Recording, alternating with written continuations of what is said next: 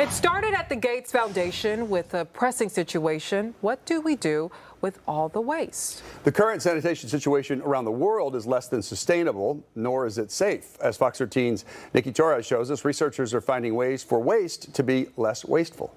I definitely see a lot of giggling. I see a lot of posing, and then some people just, go right for it. And I've seen also a lot of people wanting to sit on the toilet. This is a water fountain. Would you drink out of it? Reinventing the toilet and thinking about sanitation is actually a really serious topic. But we wanted to have a little fun with it as well. We wanted to get folks to really feel comfortable talking about their poop. They call this the sip of conflict. We are all poopers, that's what I like to say. The issue is around 3.6 billion of us do not have access to a safe way to use the bathroom.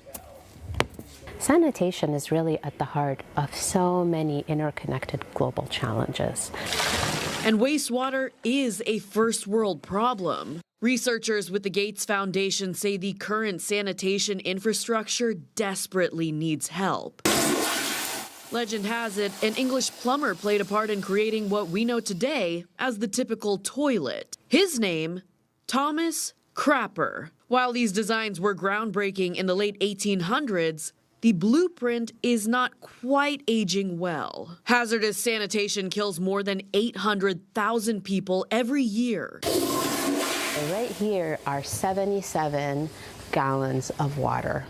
And the 77 gallons of water indicate how much one person flushes away in terms of clean water every week down a regular toilet. In 1 week, you could fill the average bathtub with how much you flush. So, what's the solution?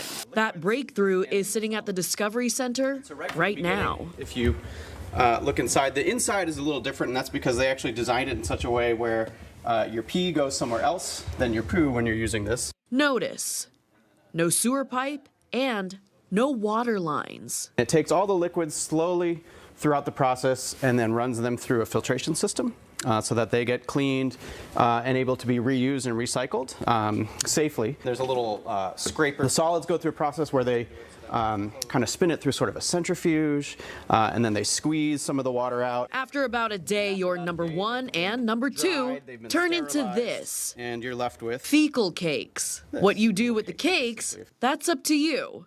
Since the pathogens get destroyed, you can toss it or you can use it for your yard. As far as how it smells pretty amazing actually in here, and sort of spending time kind of contemplating the future of sanitation inside my loopscape. These so-called poopariums represent what nature could look like for our grandchildren and beyond. Each one utilizes biosolid compost from local sewage facilities and native plants. Utilizing biosolids and closing the loop towards the future of your garden, the future of farming, the future of food, even closing the loop.